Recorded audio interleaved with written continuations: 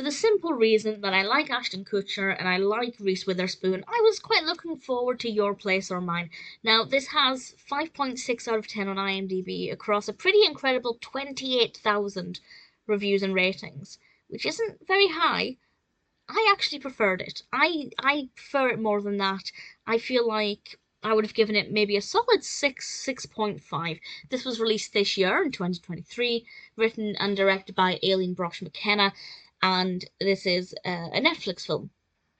And it's all about two longtime friends, Debbie and Peter, played by Reese Witherspoon and Ashton Kutcher, who basically swap houses temporarily because Debbie is going to New York, where Peter lives, for, well, I don't think it was explained very well, to be perfectly honest, but she seems to be doing a short course to change her career. I really don't think that part of it was explained very well.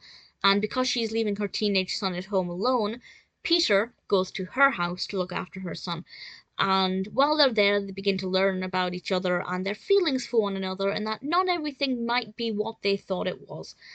I don't want to say any more than that about the narrative. I feel like it's relatively predictable, which I think maybe is the reason why some people have voted it down, but I don't mind that too much. I think when it comes to rom-coms, being predictable is not that bad. Having said that, we do have another character brought into this, another romantic interest for Debbie, and I won't say any more than that without spoiling anything. But I wasn't sure what would happen with that part of it, actually, and I wish they'd explored that more. I feel like we were just scratching the surface, and we could have done more with that. They didn't do enough with it to make it seem relevant, or to make it feel like there was any point to that. It's a character... No, I won't, actually. I won't say who it is. I don't want to spoil it, but I'm sure you'll know exactly who I mean. And I just feel like there wasn't enough of it for it to be important, but there was too much of it for it to just be blink and you'll miss it. So I feel like that wasn't developed very well. Wesley Kimmel as Jack, thought he was absolutely brilliant. Great character. I loved his rapport with Peter. I thought it was a very interesting look at his character because Jack has a lot of allergies and Debbie is a very, very protective parent. And I feel like some people can definitely relate to that. Me, not so much. But certainly he was an interesting character, and Debbie and Peter were relatively well-developed characters too. Not the most fascinating.